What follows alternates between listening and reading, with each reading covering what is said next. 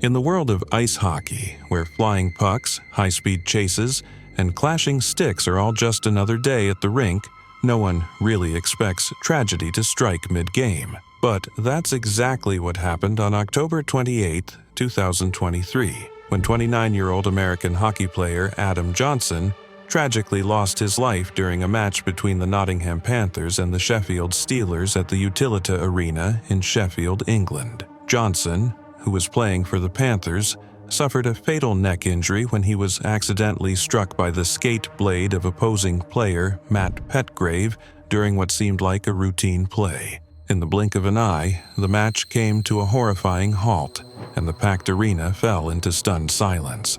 It wasn't just a freak accident, it was a wake-up call for the entire sport. The footage quickly went viral, and as the hockey community processed the shock, questions around player safety took center stage. For many fans and players, Johnson wasn't just a talented athlete. He was a reminder that even in a game as rough and tumble as hockey, some dangers are simply too great to ignore. In the weeks that followed, authorities launched an investigation, and Matt Petgrave was arrested on suspicion of manslaughter, an unusual move in professional sports, and one that sparked heated debates. Was it just an accident? Could it have been avoided? Was there any intent? After an extensive 18-month investigation, the Crown Prosecution Service concluded in April 2025 that there was not enough evidence to pursue criminal charges. The decision brought a mix of relief, sadness, and a renewed focus on what really mattered, preventing something like this from happening again. The response from hockey organizations around the globe was swift.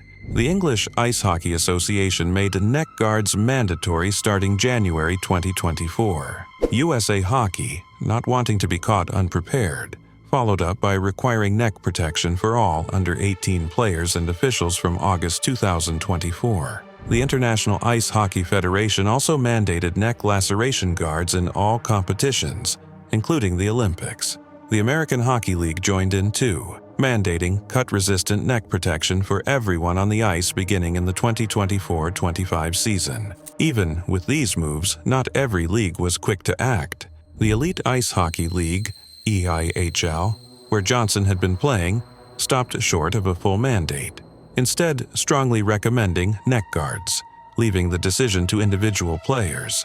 Many welcomed the new safety rules, but others worried about comfort, visibility, or whether these changes would fundamentally alter the sport. But for most, the memory of Johnson collapsing on the ice was enough to erase any doubts.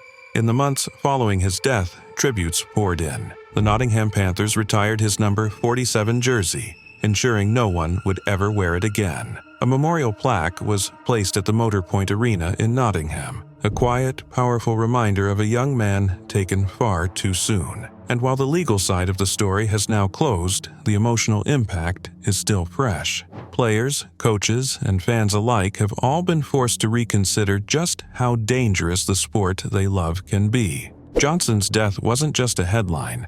It became a symbol, a call to action, and a pivotal moment in hockey's ongoing evolution. His tragic passing prompted more than just rule changes.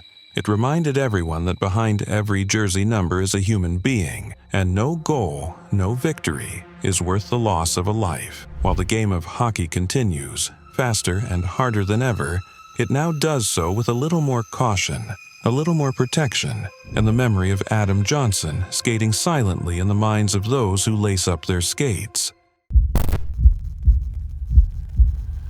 June 26, 2017, was supposed to be the day Pedro Ruiz pulled off the ultimate viral stunt, the kind of over-the-top, jaw-dropping moment that would catapult him and his girlfriend, Mona Lisa Perez, from small-town Minnesota vloggers to internet royalty. The plan? A wild YouTube video involving a stunt so risky, it sounds like it came from the pages of a rejected Jackass script. Pedro would hold a thick hardcover encyclopedia to his chest, and Mona Lisa would shoot him with a .50 caliber Desert Eagle pistol. Yup, you read that right. A literal gun, a literal book, and the hopes that one would stop the other before things got messy. Spoiler alert, it did not end well. Pedro had pitched the idea as a surefire way to go viral. He'd even done a test run with a different book, and apparently that one stopped the bullet. So, naturally, his logic was, why not go bigger and do it for the fans? Except, here's the thing. Books aren't bulletproof vests, and science doesn't care about your subscriber count. Mona Lisa, just 19 at the time and pregnant with their second child, was nervous, real nervous. According to later reports, she even tweeted earlier that day, "Me and Pedro are probably going to shoot one of the most dangerous videos ever." Yeah, no kidding. So there they were, outside their home in Hallstatt, Minnesota. Cameras rolling, family watching, Pedro clutching a hardcover book to his chest like it was a Captain America shield. Mona Lisa standing just feet away, holding a gun she'd never fired before. She pulled the trigger. The bullet ripped through the book like it was tissue paper. Pedro collapsed. Chaos erupted. Mona Lisa called 911, screaming, "We were doing a YouTube video and it went wrong." Paramedics arrived, but it was too late. Pedro Ruiz III, just 22 years old, died from a single gunshot wound to the chest, in front of his girlfriend, their 3-year-old daughter, and an audience that would never see the viral fame he dreamed of. The story made headlines instantly, not because it was just tragic, though it absolutely was, but because it raised a whole stack of uncomfortable questions, like, how did we get here? How did we reach a point where young parents were literally risking their lives for likes and subscribers? What kind of internet pressure makes you believe a gun and a book equals views and success? Mona Lisa was arrested and later pleaded guilty to second-degree manslaughter. She was sentenced to 180 days in jail and 10 years of probation. In court, she was devastated. She didn't try to excuse it or play it off. It wasn't just an oops moment. It was the result of a world where content is king, and the line between entertainment and recklessness has all but vanished.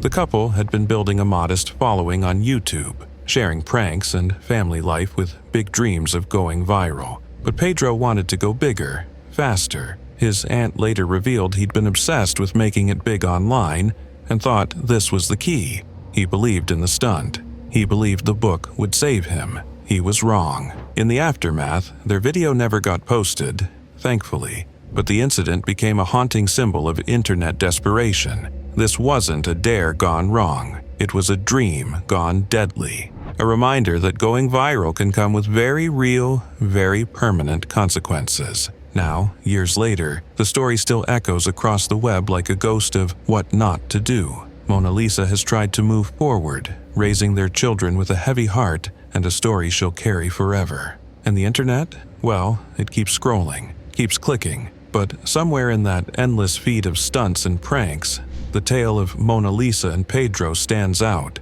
raw, tragic, and painfully real. It was supposed to be a peaceful family getaway, just sand, sun, and memories made by the ocean. On October 9th, 2024, the Graves family gathered on Dauphin Island, Alabama, to enjoy one of those rare, golden days where generations come together, laughing, unwinding, soaking in each other's company. But that day would become etched in their hearts forever for a reason no one saw coming. Charles Chuck Graves was the kind of man who held families together. A devoted husband, proud father, loving grandfather. At 75, he wasn't one to sit on the sidelines of life. His heart was full of stories, some from his time in the Navy, some from the decades working hard to provide, and most from the moments he cherished with his grandchildren. That day, he was watching them play in the shallows. Then, everything changed. A rip current, a silent, swift force, caught his 5-year-old grandson. In an instant, the child was pulled farther from shore, his small frame no match for the water's strength. Shouts echoed, panic surged, and without hesitation, Chuck moved. No second thoughts, no fear, just action. He dove into the current, his body cutting through the waves with a determination that defied his age. He reached the boy, secured him, and passed him to another family member, safe, alive, out of danger. But something was wrong. Chuck didn't follow them back. He didn't swim toward shore. He simply floated, still. For a terrifying moment, his family thought he might be drowning. But it wasn't the water that had claimed him. It was his heart. The effort, the adrenaline, the overwhelming toll of the rescue had triggered a fatal heart attack. First responders rushed to his aid. They pulled him from the surf and airlifted him to the hospital. But the damage had already been done. The man who had given everything for his family had taken his final breath doing what he always did, protecting them. His daughter-in-law, Valerie Belt, would later say they believed he knew something was wrong, that maybe in those last moments he felt it. But even then, he chose to save his grandson first, because that's who Chuck was.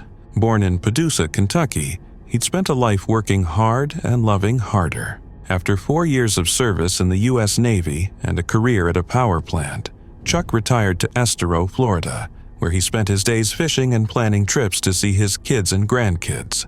He and his wife Maura had been married since 1975, closing in on 50 years of partnership filled with laughter, love, and the kind of small moments that grow into legacies. He never missed a chance to bring the family together. He wanted them all in one place, sharing meals, telling stories, watching the little ones run barefoot through the sand. He lived for that. And when it came down to one final moment, he died for it too. The grandson he saved survived because of his courage, and the family he left behind will forever carry the weight and wonder of what he did that day. There's no medal that could capture what Chuck Graves gave, no ceremony that could fully honor what he meant, but in the heart of a little boy who still gets to grow up, and in the quiet strength of a family that knows their patriarch died a hero, his legacy will live on. Some heroes wear uniforms, others carry fishing rods, tell corny jokes, and never miss a birthday. Chuck was one of those, the kind of man who, when the moment came, didn't hesitate. And in that final, unforgettable act, he showed what love really looks like. The story of Gary Hoy is one of those strange and tragic cases that sticks with people not just because of how unusual it was, but because of how quickly a moment meant to impress turned into a fatal mistake. Gary Hoy was a well-respected corporate and securities lawyer at the Toronto firm Holden Day Wilson, known among colleagues as intelligent, passionate, and maybe just a little theatrical. Gary had one party trick that stood out from the rest. He would throw himself against the office windows on the 24th floor to show how sturdy and unbreakable they were. No, seriously, he actually did this, and for a long time it worked. Gary wasn't being reckless just for laughs. He genuinely believed in demonstrating the quality of his office building. The windows were made of tempered glass, and he had performed this stunt multiple times before, bouncing off them like a rubber ball while everyone around him gasped in shock. It became his signature move during office tours, especially when new articling students were visiting. To Gary, it was part science, part confidence, and all showmanship. But on July 9th, 1993, something went horribly wrong. That day, Hoy was giving a tour to a group of law students, proudly showing off the office space and explaining what it was like to work there. In classic Gary fashion, he decided to pull out his famous window stunt because what better way to say welcome to the team than flinging yourself against a pane of glass 24 stories up. He ran at the window once. It held. He did it again, and again the glass didn't break, but this time it didn't need to. The entire window popped out of its frame, and before anyone could react, Gary Hoy fell to his death. It was a surreal moment. The glass didn't shatter. It was still intact, just no longer attached to the building. Engineers later confirmed that the window itself was strong, but the frame wasn't designed to withstand repeated human impact. It wasn't supposed to be tested like that, and the mounting system failed under the stress.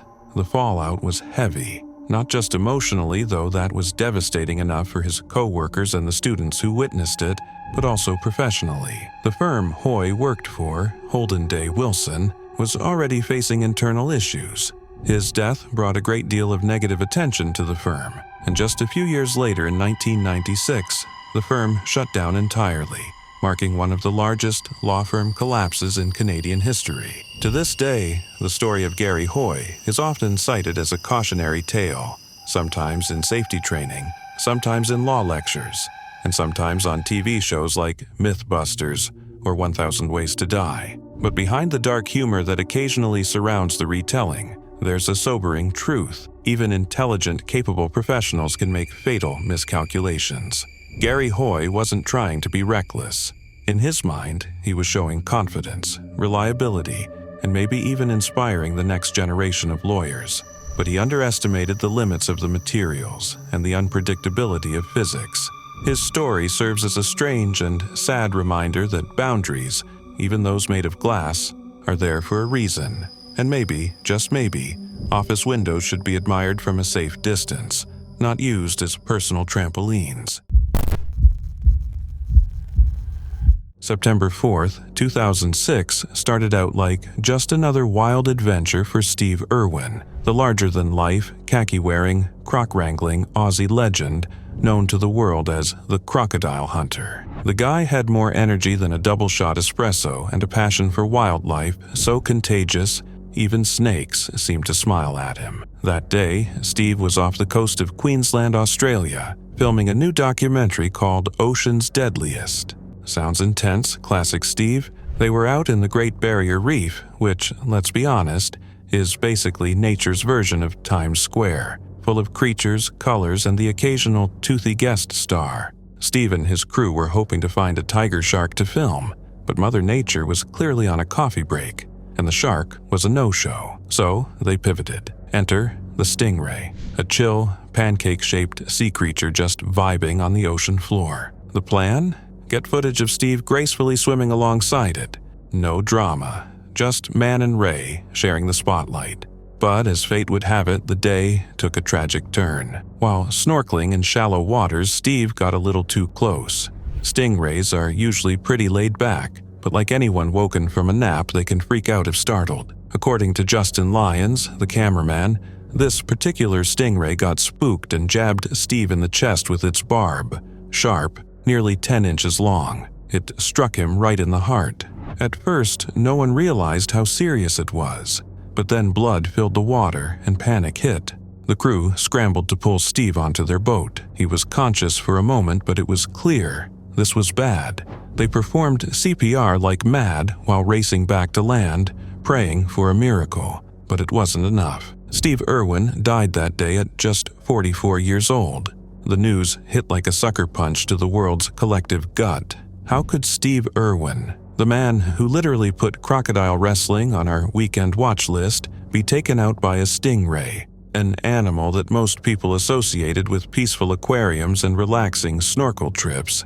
The world mourned. His family, wife Terry and kids Bindi and Robert, were devastated. Terry later shared how Steve often talked about the fragility of life, not in a gloomy way, but his motivation to live every second to the fullest. And man, did he ever. He packed more adventure into his years than most people could manage in 5 lifetimes. The Australian government offered a state funeral, but the Irwin family chose a private farewell. Meanwhile, fans flooded the Australia Zoo, Steve's home turf, leaving flowers, letters, and enough khaki-colored gear to outfit a small army. The zoo, still run by Terry, Bindi, and Robert, remains a hub for wildlife education and conservation, exactly what Steve would have wanted. And Steve's legacy, it's still kicking. His Wildlife Warriors Foundation continues fighting the good fight for endangered species. Bindi has become a conservationist and TV personality in her own right, and Robert's following in Dad's footsteps, charming animals and audiences alike with his Irwin genes and goofy enthusiasm. Even science gave Steve a nod when a tree snail was named Crikey Steve Irwini in 2009, and Hollywood finally got the memo in 2017 with a posthumous star on the Walk of Fame. Though he's been gone nearly 2 decades, Steve Irwin's spirit is still out there, swinging from trees, wrestling gators and whispering "Crikey" every time someone dares to care about the wild world. It was February 24th, 2022.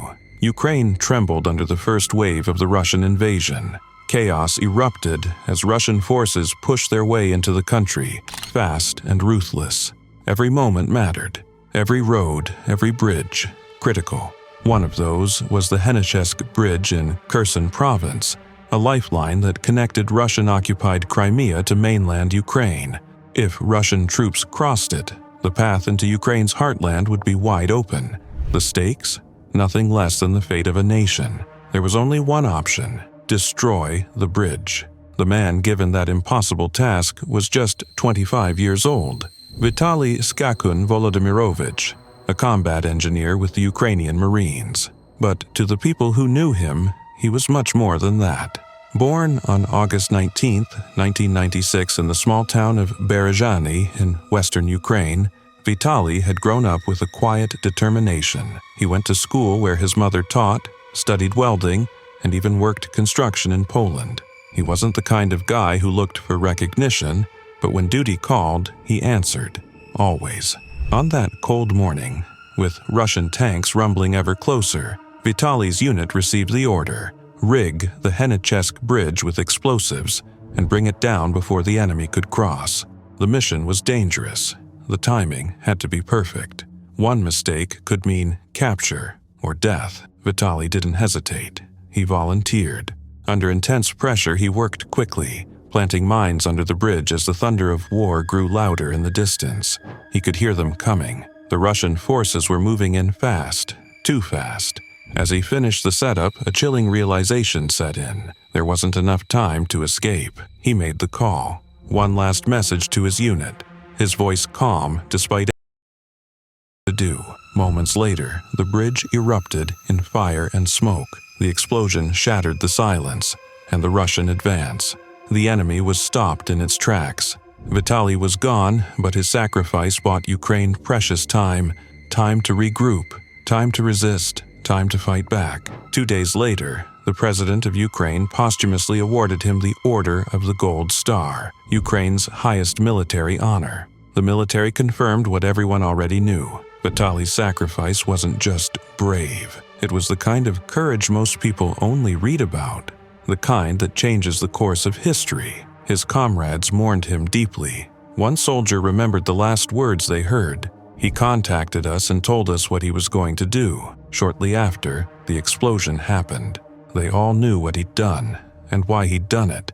Word of his act didn't stay within Ukraine's borders. His name echoed around the world. People from every corner of the globe shared his story. In his hometown of Berezhany, the community gathered to say goodbye, heads bowed and hearts heavy. Images from his funeral were shared widely, heartbreaking, solemn, unforgettable. His legacy grew beyond his homeland. A street in Prague was proposed to be renamed in his honor. He was granted honorary citizenship in both Berezhany and Leszno, Poland, where he once worked. These weren't just symbolic gestures. They were reminders that courage like his touches lives far beyond a battlefield. Ukraine's military leaders called him a symbol of resilience. They vowed to fight on with his memory in their hearts. The Henichesk bridge, once a key target, had become something more, a symbol of resistance, a line drawn in fire and blood. People still ask, what if he'd escaped? What if he'd found a way out? Would the Russians have crossed faster? Would Ukrainian troops have had the time they needed to prepare? No one can answer those questions.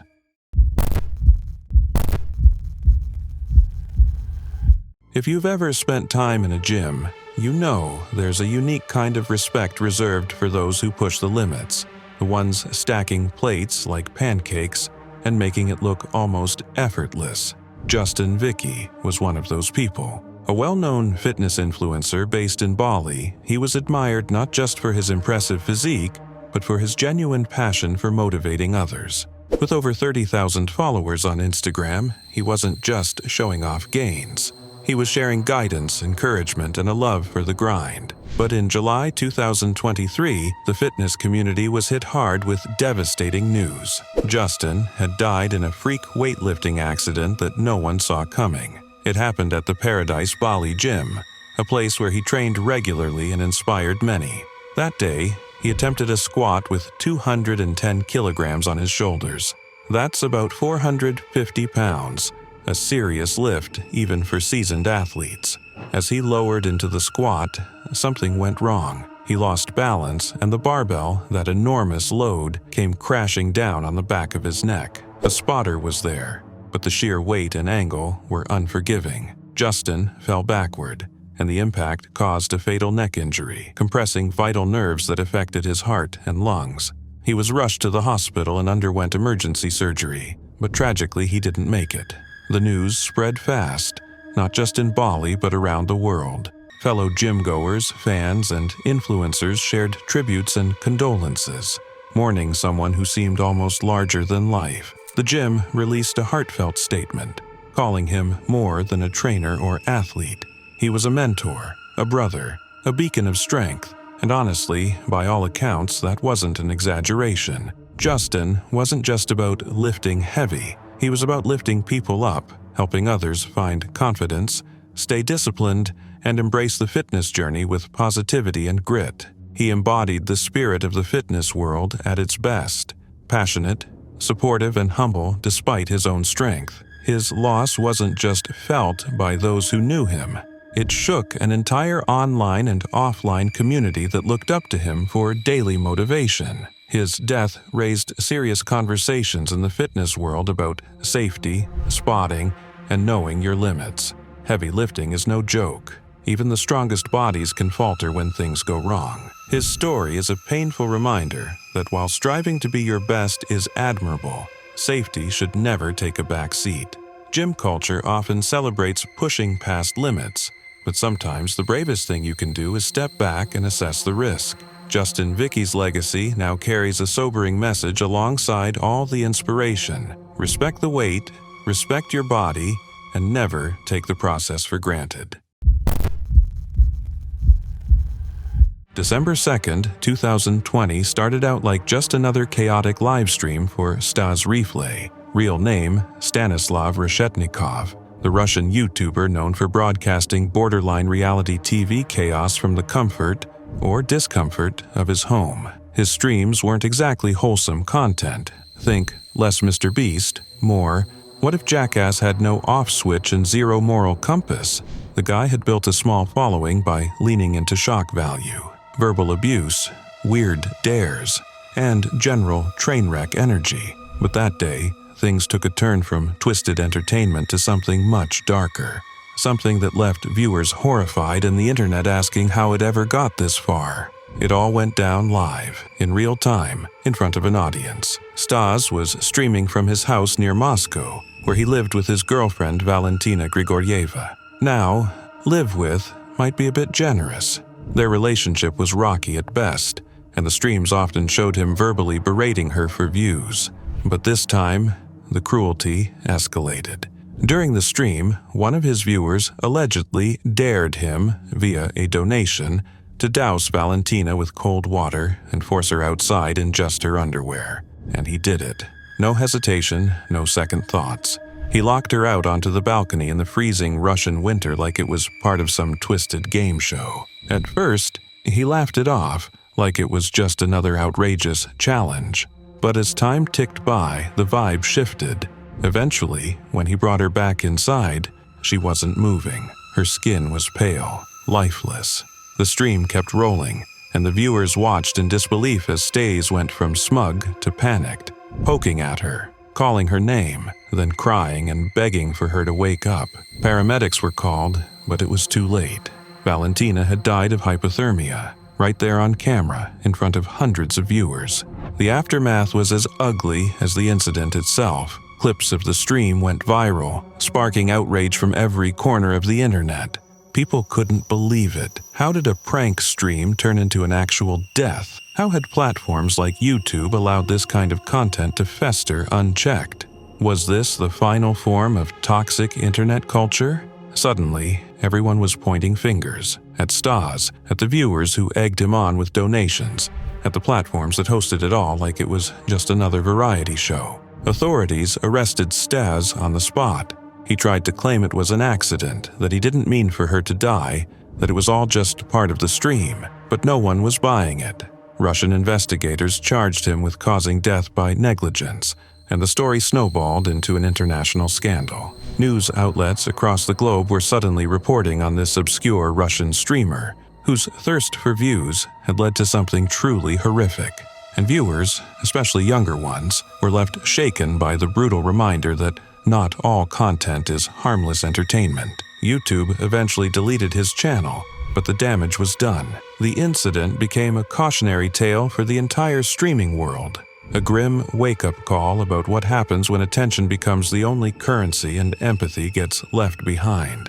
It also reignited conversations about the dark side of live streaming, the lack of oversight, the pressure to go bigger, wilder, and more extreme for tips and clicks, and the dangerous blurring of real life and internet performance. Valentina's death wasn't just a tragic accident. It was the result of an environment where cruelty had become normalized, encouraged, even monetized. And while Staz sits behind bars awaiting whatever version of justice comes next, the world is left to wrestle with a bigger question. How far are we willing to let people go for a like, a view, or a donation? Because in a world where everyone's streaming, sometimes the real horror is what we're willing to watch. It was November 11th, 2024. Children at the Macedon Ranges Montessori preschool were playing in the safety of their fenced-in yard, completely unaware of the danger that was about to tear through their world. Then came the sound. At first, it didn't register, just another truck on the nearby road, but then it swerved. A water tanker, massive and out of control, veered violently from the street. In a split second, the vehicle was no longer on the road. It was inside the playground. In the middle of it all was 43-year-old Elellanar Bryant, a speech pathologist. She didn't hesitate. The moment she saw the truck barreling toward them, she acted. She ran straight into its path, not away from it. Her focus was pure. The children. Get them out. Push them to safety. Save them. Local resident Walter Lucas watched it unfold from across the street. She saved that kid's life by putting herself in danger, he later said. She's more than a hero. She's a superhero. But there wasn't enough time. Elellanar managed to shield several children, guiding them to safety. She even got the child she was working with out of the truck's direct path, but she couldn't save herself. The tanker struck her. The impact was fatal. She died on the scene. The driver, a 68-year-old man from Broadford, was seriously injured. Emergency responders rushed him to the hospital, but he was in no condition to speak. Authorities suspected a medical episode caused the crash, but they needed time to confirm it. The preschool was closed. For Riddell's Creek, a town familiar with the distant thunder of passing trucks, but not with this kind of grief, it was more than a tragedy. It was a wound that wouldn't heal quickly. Eleanar's family were devastated. Flowers appeared at the preschool gates. The 3-year-old boy she saved was rushed to Royal Children's Hospital. His injuries were serious, but he was alive because of her. Beyond the preschool, Elellanar was a cornerstone of her community. She was the uniform coordinator for a local basketball club, the kind of person who worked behind the scenes without expecting credit. The club's social media tribute called her an amazing mom and wife who gave everything. Authorities are still reviewing CCTV footage, looking for answers. The cause, whether it was a medical event, mechanical failure, or something else, is still being pieced together. But for many in Riddell's Creek, the investigation is background noise to the deafening silence left in Eleanar's absence. In 2022, a tragic accident at a foundry in Mapleton, Illinois, reminded everyone how crucial workplace safety truly is and how quickly things can turn devastating when it's overlooked.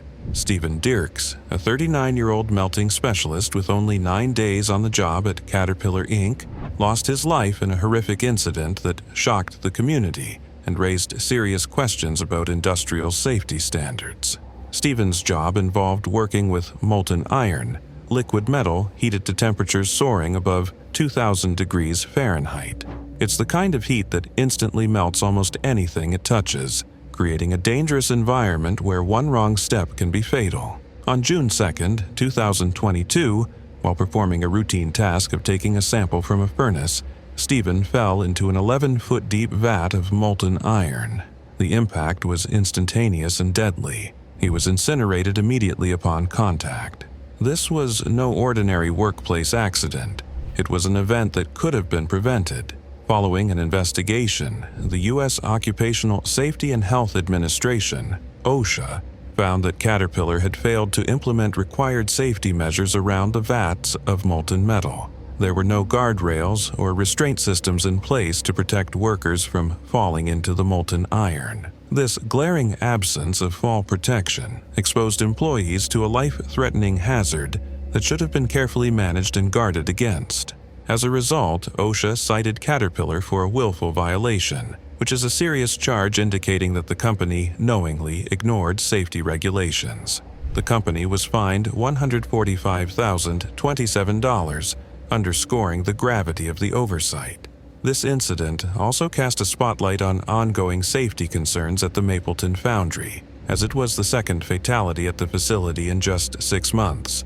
While the numbers and legal actions are important, it's essential to remember the human story behind this tragedy. Stephen Dierks was more than an employee. He was a devoted partner to Jessica Sutter and a father to 3 daughters. His obituary described him as a hard-working teddy bear of a man with calloused hands and a tender heart, someone who took pride in his work and cherished his family deeply. Losing him left an irreplaceable void in their lives. Stephen's death serves as a stark reminder of the inherent dangers in industrial environments where molten metals and heavy machinery are involved. It also highlights the critical responsibility employers have to safeguard their workers. Safety isn't just about ticking boxes or avoiding fines. It's about protecting human lives. This heartbreaking incident at Caterpillar's foundry underlines the need for rigorous enforcement of safety protocols and a culture that prioritizes the well-being of employees above all else. Fall protection systems like guardrails or restraint devices might seem like basic measures, but in hazardous settings, they are life-saving. Workplaces handling extreme heat and dangerous materials must be held accountable to the highest standards. Stephen's story is a powerful call to action to prevent such avoidable tragedies from happening again. Every worker deserves to return home safely to their loved ones at the end of the day. In honoring Stephen's memory, the industry must recommit to the principles of safety, vigilance, and respect for human life, because no job, deadline, or cost savings is worth a life lost. His passing is a sobering lesson that safety failures have real consequences, and that protecting workers is a responsibility no company can afford to neglect.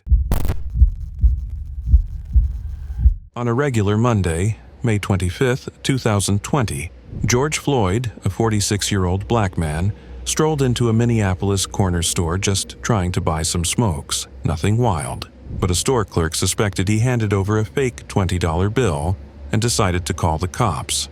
What started off as a low-stakes, meh kind of situation suddenly took a tragic turn, spiraling into a global call for justice and a tidal wave of protests that literally changed the world. At 8:01 p.m., officers Thomas Lane and J. Alexander Queng showed up to investigate.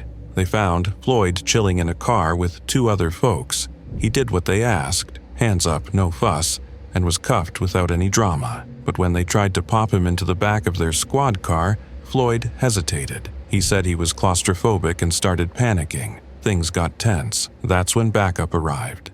Officers Derek Chauvin and Tu Thao. The situation escalated fast.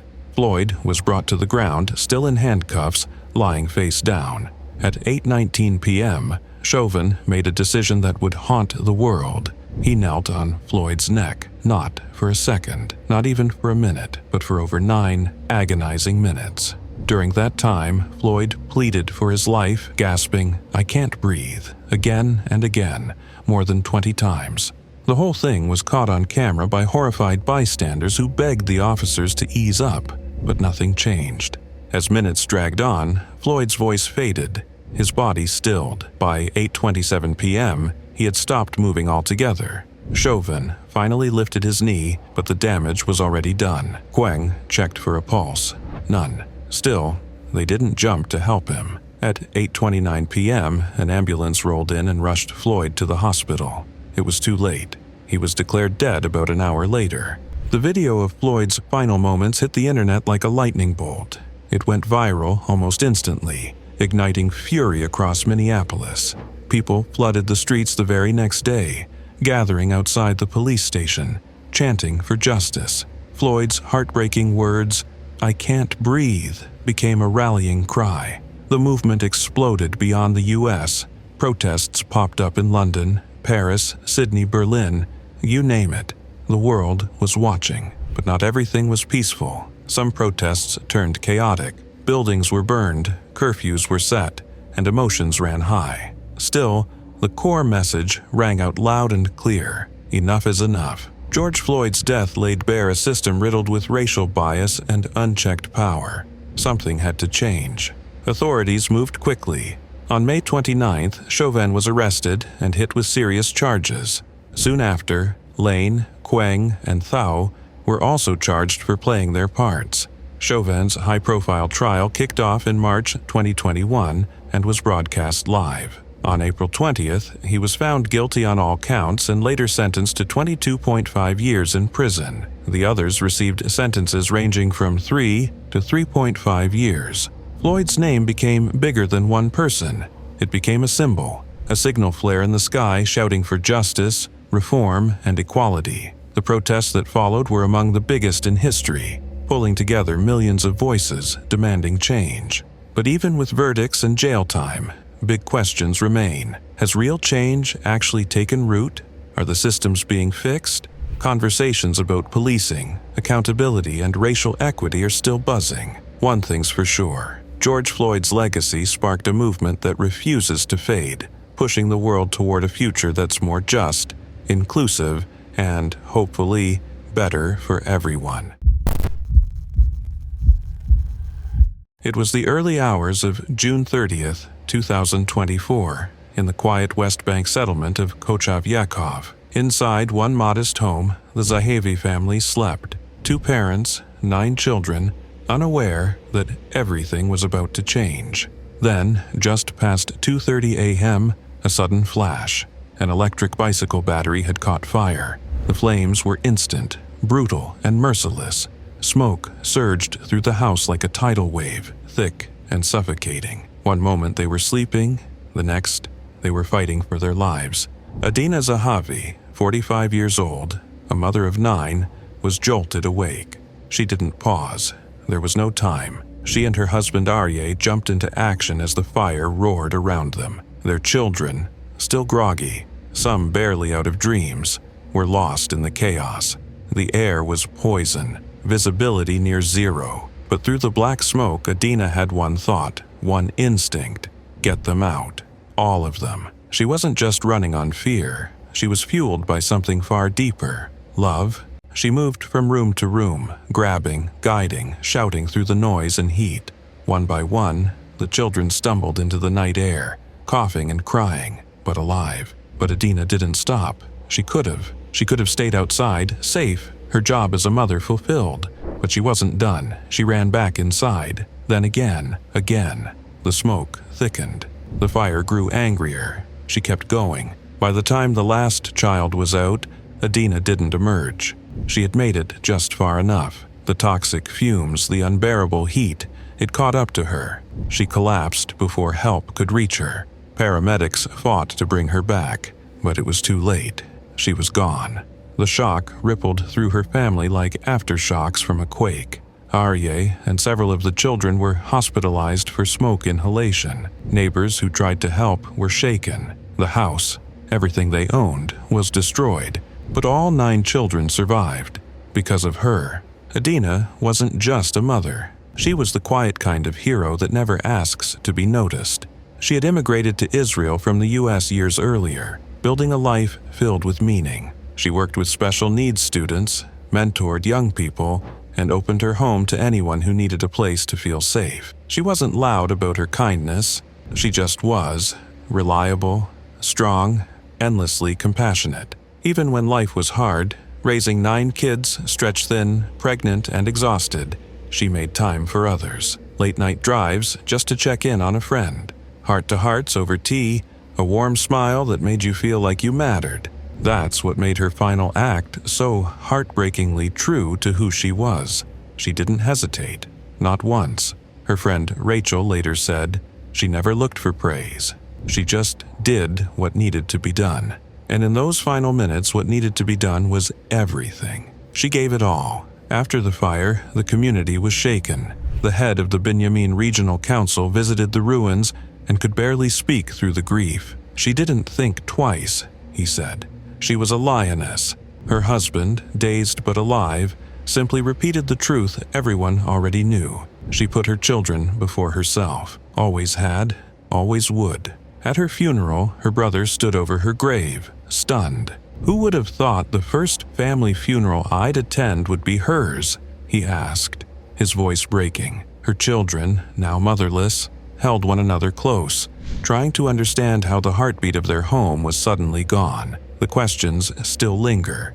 Could the fire have been prevented? Could she have made it out?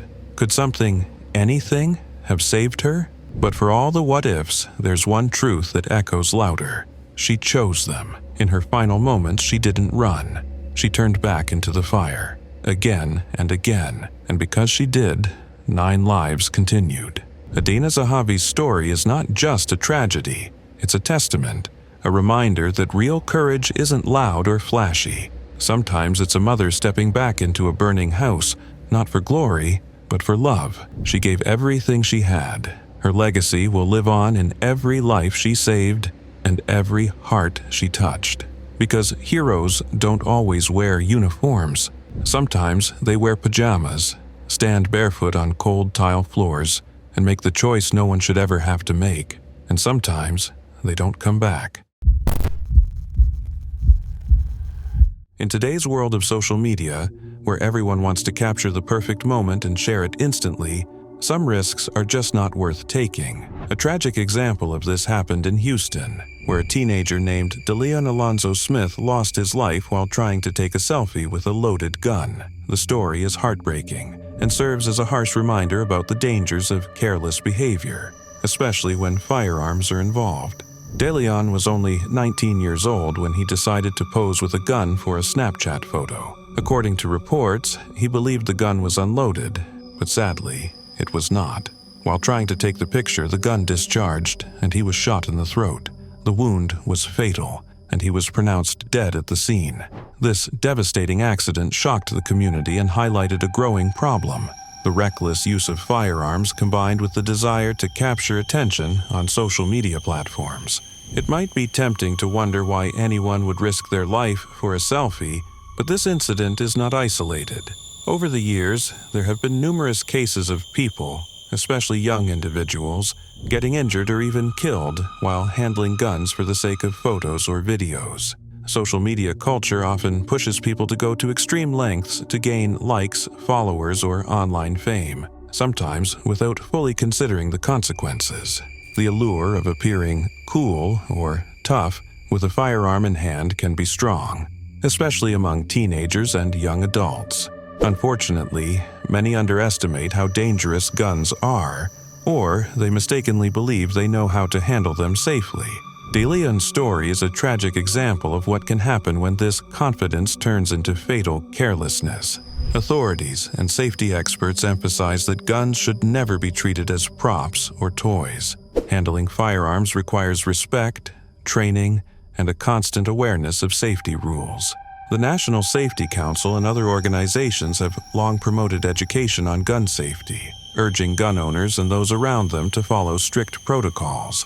Always assume a gun is loaded, never point it at anything you don't intend to shoot, and keep your finger off the trigger unless you're ready to fire. What makes Deleon's story even more significant is how it connects to the wider conversation about social media's impact on behavior. Platforms like Snapchat, Instagram, and TikTok encourage users to capture dramatic, eye-catching moments, sometimes leading to risky stunts or dangerous trends. The desire for instant validation can cloud judgment, especially in younger, more impressionable users who might not fully grasp the potential consequences. While social media itself is not to blame, it certainly influences how people act and what they choose to share online. The pressure to be noticed, to go viral, or to appear a certain way can lead to poor decisions, especially when combined with other risky elements like firearms. Deleon Alonzo Smith's death is a heartbreaking reminder that some actions have irreversible consequences. It's a call to action for parents, educators, and communities to talk openly about the dangers of guns and the importance of safe behavior, both online and offline. It's also a push for social media platforms to continue developing ways to promote responsible content and discourage dangerous trends. In the end, no selfie, no matter how impressive, is worth risking your life for. Deleon's story serves as a sobering lesson about respect. Respect for life, for safety, and for the power of the choices we make every day. It's a tragic loss, but hopefully, it can inspire others to think twice before handling guns recklessly or seeking attention in unsafe ways.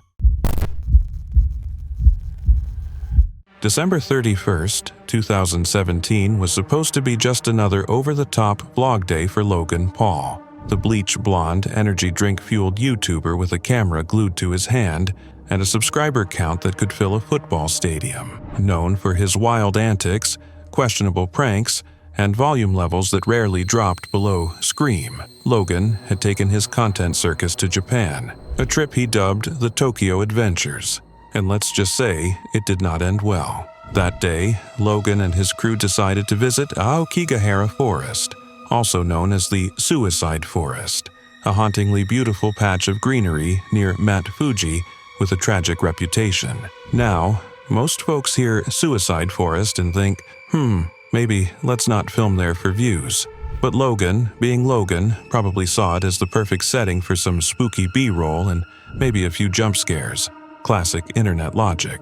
So, off they went, decked out in neon green alien hats and nerves of steel, joking and laughing like they were on their way to an amusement park instead of one of the most somber places in Japan. They entered the forest, cracking jokes, giggling, and treating it like a haunted house walkthrough. But then, they stumbled upon something they weren't ready for, something very real. They found a body. A man who had tragically taken his own life hung from a tree just off the path. And in that moment, Logan Paul, eyes wide, camera rolling, made a decision that would haunt him for years. He kept filming. Not just filming, but zooming in, reacting, and even laughing nervously in a way that made the viewers everywhere collectively cringe so hard their souls left their bodies. When the video went live on YouTube, it exploded. Not in a, wow, great content kind of way, but in a, what the actual hell were you thinking, firestorm. The backlash was nuclear. Fans, fellow creators, celebrities, and even mental health organizations slammed him for turning such a sensitive moment into clickbait. The internet didn't just cancel Logan, they tried to launch him into the sun. YouTube pulled the video after it had already racked up millions of views, cut ties with Logan on multiple projects, and even removed him from their top-tier creator program. For a guy whose entire brand was based on go big or go viral, this was the wrong kind of viral. Logan quickly posted an apology, actually several. There was a Twitter Notes app apology, a teary-eyed YouTube video titled So Sorry, and even a brief hiatus from vlogging. But the damage was done. His image was fried, grilled, and flambéed. Yet somehow, like a phoenix in overpriced merch, Logan made a comeback. He pivoted, rebranded, and eventually reinvented himself as a podcaster and boxer, because of course he did. From the forest to the fight ring, his journey has been one weird roller coaster. But that incident remains the darkest chapter in his highlight reel. It sparked global conversations about internet ethics, mental health awareness, and the responsibility that comes with having an audience of millions. The Suicide Forest video became a cautionary tale in the age of do it for the views. Today, Logan Paul's still around, still loud, still polarizing, but hopefully a little wiser. The Forest video deleted, but the memory still very much alive in the digital archives of what not to do on YouTube. And if there's a silver lining, it's this. People talked about mental health, about respect, about empathy. Maybe the internet learned something that day, between the gasps, the outrage, and the alien hats, because sometimes going viral isn't worth it, and some places aren't meant to be content. It was January 13th, 1982, and Washington, D.C. was caught in the grip of a brutal snowstorm. Despite the dangerous conditions, Air Florida Flight 90 was cleared for takeoff from Washington National Airport, bound for Miami. The flight had already been delayed, and the plane had been deiced, but with the hours dragging on and fresh snow falling, more ice had begun to silently creep back onto its wings. Among the 79 passengers was 46-year-old Arland D. Williams, Jr., a quiet, dependable bank examiner from Georgia, a man who'd been through a lot: divorce, the challenges of single fatherhood, and the weight of responsibility. Still, he stayed grounded, committed to his kids, his work, and was even preparing for a second chance at love. This trip was just supposed to be routine, a work trip, nothing more. But fate had something else in store.